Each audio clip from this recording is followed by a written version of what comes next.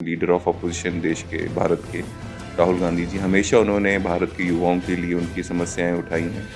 बेरोज़गारी का इशू जो है सबसे ज़्यादा अगर किसी नेता ने देश में उठाया तो वो राहुल जी हैं। कुछ वैसी कंपनीज़ हैं जो एचआर कंपनीज़ ही हैं, जो सब बड़ी कंपनीज़ के लिए रिक्रूटमेंट का काम करती हैं, वो आ रही हैं।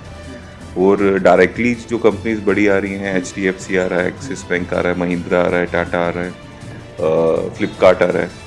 काफ़ी आईटी की कंपनीज और काफ़ी बहुत कंपनीज आ रही हैं। जिस तरह से 2 अप्रैल को हमने राजस्थान में इसी तरह का जॉब फेयर किया था, तो 13,500-1400 युवाओं को जॉब मिली उससे। किसानों के साथ गलत इस बीजेपी सरकार ने करने की कोशिश की तो राहुल जी ने उनके लिए खड़े रहे, तो मोदी जी को वो कानून जो किसानों के खिलाफ थे उनको वापस लेना पड़ा। जीएसटी में स्लैब डालने की जब बात की राहुल जी ने, तो पहले तो उन्होंने जीएसटी गब्बर सिंह टैक्स बना दिया था, तो उसमें कुछ अमेंडमेंट्स किए क्योंकि राहुल जी ने ये आवाज़ उठाई थी। बेरोजगारी की समस्या लगातार बढ़ रही है। केंद्रीय राहुल गांधी है, नेता प्रतिपक्ष है राहुल गांधी, उन्होंने कई बार इसको लेकर लोकसभा में भी आवाज़ उठाई है। मेरे साथ यूथ कांग्रेस के राष्ट्रीय अध्यक्ष उदय भानु चेब जी हैं। दिल्ली के तालकटोरा स्टेडियम में एक बड़ा रोजगार मेला आयोजित होने जा रहा है। आइए उनसे बात करते हैं कि क्या उस मेले में रहेगा। जी सर। नमस्कार जी। 19 जून को हम एक बहुत बड़ा जॉब फेयर दिल्ली में तालकटोरा स्टेडियम में करने जा रहे हैं, क्योंकि हम राहुल जी का जन्मदिन केक काट कर या वैसे नहीं मनाना चाहते।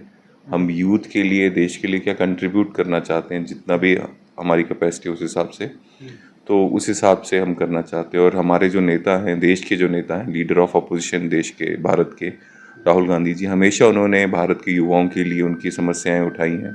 बेरोज़गारी का इशू जो है सबसे ज़्यादा अगर किसी नेता ने देश में उठाया तो वो राहुल जी हैं। लगातार सरकार की आंखें खोलने का काम किया कि आप थोड़ा तो यहाँ भी ध्यान दीजिए कि युवाओं को, भारत के युवाओं को रोज़गार कैसे मिले। वो अलग बात है सरकार इसमें कितना सक्षम रही कि नहीं रही। तो हम रोज़गार मेला लगाना चाहते हैं, जॉब फेयर लगवाना चाहते हैं, ताकि जितने लोग उस दिन आए उनको एक मौका मिले, एक फेयर चांस मिले। और उम्मीद करते हैं ज़्यादा से ज़्यादा लोगों को नौकरी मिले। और सिर्फ यही नहीं, पूरे देश भर में हम कास्ट सेंसस के ऊपर सेमिनार्स करवा रहे हैं, ताकि ये इशू जो राहुल जी लगातार सालों से बोलते आ रहे हैं, आज सच्चा झूठा सरकार मानी इस चीज़ को करने के लिए बीजेपी का सेंसस, तो वो इसलिए क्योंकि देश के नेता राहुल गांधी जी लगातार इस इशू को बना के रखा, उसको रेज किया। और राहुल जी ने कहा था कास्ट सेंसस तुम होके रहेगा। जिस तरह से अब बीजेपी सरकार भी करने में मजबूर है, वो परफेक्टली तो मुझे लगता है तभी होगा जब कांग्रेस की सरकार आएगी, लेकिन फिर भी इनको मानना पड़ा क्योंकि लगातार राहुल जी ने कास्ट सेंसस की बात की। ब्लड डोनेशन कैंप्स लगेंगे, मेडिकल कैंप्स लगेंगे। तो इस तरह से पूरे देश में जो है यूथ कांग्रेस काम करेगी, ताकि जो हमारे नेता हैं, जो देश के लीडर ऑफ अपोजिशन है, हमेशा वो उन लोगों की मदद करने की बात करते हैं जिनको दबाया गया है, उनकी आवाज़ बनने की काम करते हैं। तो अगर हमने नेता से, हम अपने लीडर राहुल जी से कुछ सीखा है तो यही सीखा है, तो मुझे लगता है यही सबसे सही तरीका होगा उनका जन्मदिन मनाने के लिए। तो कहाँ लगने जा रहा है जॉब फेयर और उसको लेकर क्या क्या आपकी तैयारी है? कितने युवा वहाँ आने की संभावना है? जॉब फेयर तालकटोरा में लग रहा है और मुझे लग रहा है कि पहले हमारा टारगेट था 140 कंपनीज आएंगी, लेकिन जिस तरह से रिस्पांस आ रहा है मुझे लग रहा है बहुत ज़्यादा कंपनीज आएंगी। 200 से ज़्यादा कंपनीज इस जॉब फेयर में आएंगी 19 तारीख को तालकटोरा में। और ऑनलाइन रजिस्ट्रेशन आज की डेट में 5,000 से ज़्यादा ऊपर हो चुकी है, और ऑफलाइन भी मुझे लगता है 8-10 हज़ार हो चुकी है। तो अगर इतनी रजिस्ट्रेशन है और कुछ लोग जो खुद भी आएंगे, इसमें हमारी दिल्ली कांग्रेस कमेटी जो है देवेंद्र यादव जी के नेतृत्व में, वो भी हमारी मदद कर रहे हैं, वो भी काफ़ी मोबिलाइजेशन करेंगे। पूरे दिल्ली में जो बेरोजगार यूथ है उनको कनेक्ट करके यहाँ लाएं ताकि उनको भी मौका मिले, तो उनकी भी मदद मिल रही है। तो मुझे लग रहा है काफ़ी ज़्यादा लोग आएंगे, तो अब वो वक्त ही बताएगा, लेकिन 10,000 से प्लस मुझे यहाँ तक मुझे लग रहा है आराम से लोग कौन सी आएंगे। ऐसी बड़ी कंपनी है, एक कोई बड़ी कंपनी जो आने वाली है इसमें? 160 कंपनीज की लिस्ट तो अभी तक हमारे पास आ गई है। उनमें से कुछ वैसी कंपनीज हैं जो एचआर कंपनीज ही हैं, जो सब बड़ी कंपनीज के लिए रिक्रूटमेंट का काम करती हैं, वो आ रही हैं। और डायरेक्टली जो कंपनीज बड़ी आ रही हैं, HDFC आ रहा है, एक्सिस बैंक आ रहा है, महिंद्रा आ रहा है, टाटा आ रहा है, फ्लिपकार्ट आ रहा है। काफ़ी आईटी की कंपनीज और काफ़ी बहुत कंपनीज आ रही हैं। अभी मोदी सरकार ने 11 साल पूरे किए और तमाम दावे किए हैं कि फला विकास किया है, ये विकास किया है, युवाओं को रोज़गार दिया है। आप क्या कहते हैं? देखिए, युवाओं को कितना रोजगार मिला है वो युवा जानते हैं, हम सब जानते हैं। आज की डेट में सबसे ज़्यादा बेरोजगारी हिंदुस्तान में है। पिछले 50-70 सालों में बेरोजगारी स्तर सबसे ज़्यादा बढ़ा है। और जो लोग जॉब कर भी रहे हैं, मान लीजिए एक इंसान जिसने पीएचडी की है और उसको उसको जो जॉब मिलनी चाहिए वो अंडर स्टैंडर्ड की जॉब कर रहा है।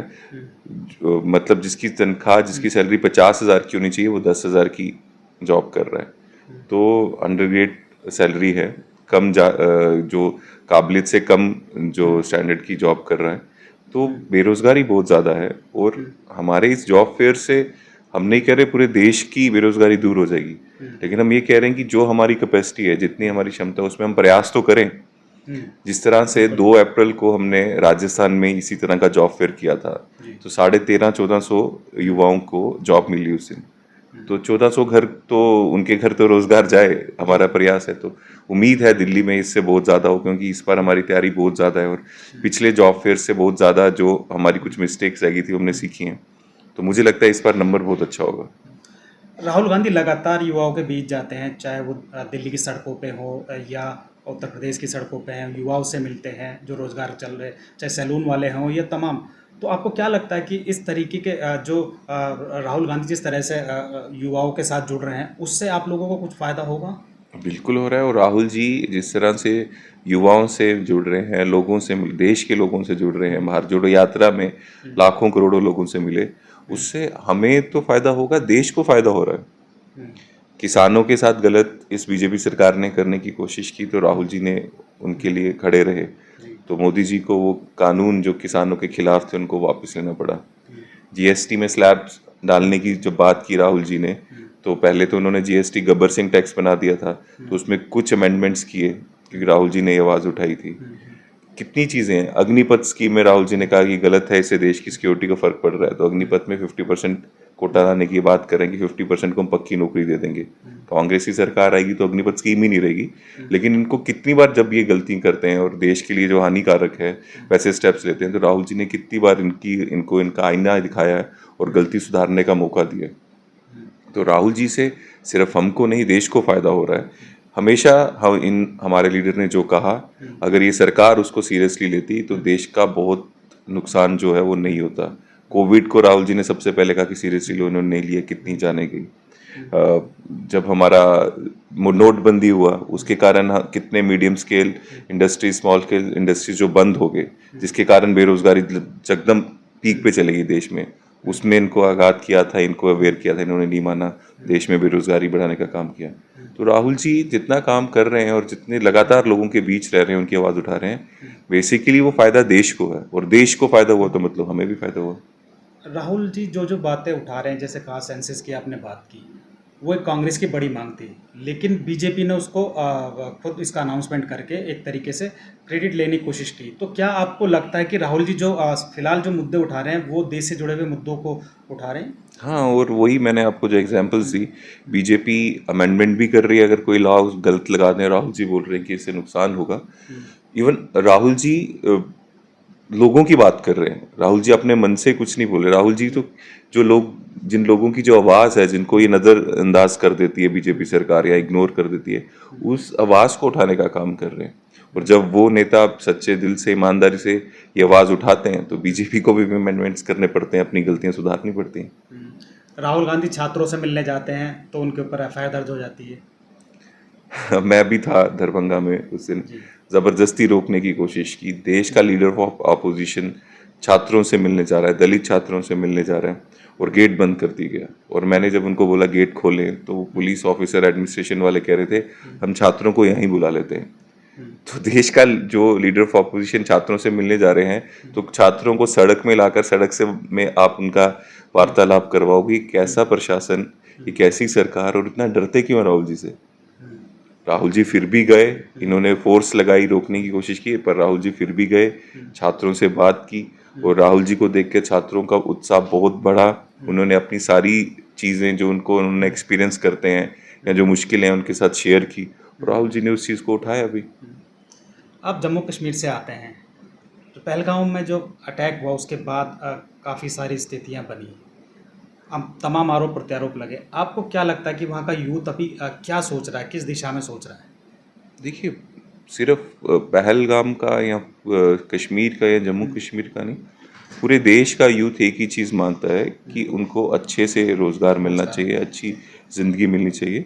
और साथ ही साथ ये जो अटैक हुआ, ये अटैक में हमारे देश के लोग पहलगाम घूमने गए थे, निहत्थे लोग थे, उनको मारा गया, वो लोग वहाँ शहीद हुए। और वो किसने किया? पाकिस्तान से भेजे हुए मिलिटेंट्स थे। तो चाहे कश्मीर का यूथ हो, चाहे कन्याकुमारी का यूथ हो, हमारी सबकी एक्सपेक्टेशंस ये हैं कि उन मिलिटेंट्स को कड़ा जवाब दिया जाए, वो मिलिटेंट्स को ढूंढ के न्यूट्रलाइज किया जाए। और साथ ही साथ ये भी है कि जब हमने अटैक किया, तो जब एक बार अटैक हो ही गया था तो पाकिस्तान ऑक्युपाइड कश्मीर को भी वापस लाना चाहिए था। जब मिलिट्री के हौसले बुलंद थे, एयरफोर्स के हौसले बुलंद थे, तो ट्रम्प के कहने पे सीज फायर नहीं करना चाहिए था। अपनी आर्मी और एयरफोर्स पे विश्वास रखना चाहिए था। आपने पोस्टर भी आपके यूथ को कांग्रेस ने कोई पोस्टर भी लगाया था, क्या था वो पोस्टर?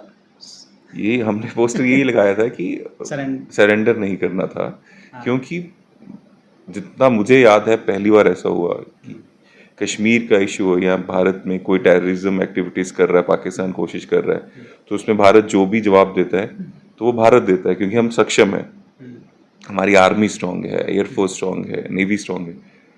पहली बार हमने देखा कि कोई दूसरे देश का प्राइम मिनिस्टर या प्रेसिडेंट बोल रहा है, डिक्टेट कर रहा है कि मैंने बात कर ली, अब सीज फायर हो जाएगा, इन दोनों से बात हो गई है, कि एक ही तराजू में इंडिया और पाकिस्तान को तोल रहा है। वो कैसे हो सकता है? हम कभी पाकिस्तान के में टेररिज्म नहीं फैलाते हैं। हम सिर्फ जब हमें कोई अटैक करता है हम जवाब देते हैं।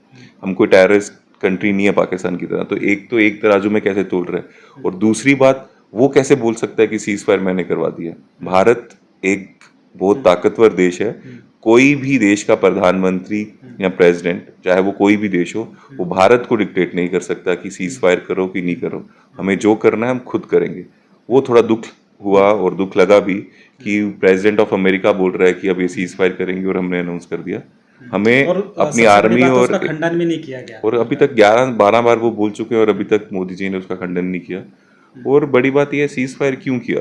जब हमें अपनी आर्मी और एयरफोर्स पे विश्वास था तो हम पाकिस्तान ऑक्युपाइड कश्मीर भी वापस ले सकते थे। और सीज फायर करना भी था तो ठीक है, कर लो, लेकिन अमेरिका के कहने पे क्यों कर रहे हैं? एक आखिरी सवाल ये है, बिहार में चुनाव है, आप लोग आप लोगों ने बेरोजगारी यात्रा भी निकाली, क्या आपको लगता है यूथ का वहाँ पे क्या मूड है? देखिए, बिहार वैसा प्रदेश है हमारे भारत देश में, यहाँ सबसे ज़्यादा पलायन होता है। 4 करोड़ से ज़्यादा युवा पलायन कर चुके हैं दूसरे प्रदेशों में, लेबर का काम या कुछ वैसा काम कर रहे हैं। वो इसलिए कर रहे हैं क्योंकि वहाँ पे रोज़गार नहीं मिलता। कोई भी इंसान अपने घर को छोड़ के दूसरे प्रदेश में जाकर काम करने की इच्छा नहीं रखता। सबका सपना होता है अपने घर में अपने परिवार के साथ रहे, वहाँ मेहनत मजदूरी करे, रोज़गार लेकर अपने परिवार वालों की, माता पिता की सेवा करे। लेकिन वो कितने मजबूर होंगे जो घर वालों को छोड़ कर दूसरे प्रदेशों में दूर दूर जाकर काम करते हैं, क्योंकि वहाँ रोज़गार नहीं है। तो यही इशू हम उठा रहे हैं कि बिहार के लोगों को भी कह रहे हैं कि जब ये लोग वोट मांगने आएंगे तो कभी धर्म के नाम पे, कभी जात के नाम पे वोट मांगने आएंगे। इनसे सवाल पूछिए कि आपने कितना रोज़गार दिया, आपने जो वादे किए वो पूरे किए? अगर इन्होंने वादे पूरे किए, जो इन्होंने वादे किए थे कि रोज़गार देंगे, तो आप इनको फिर से वोट दीजिए।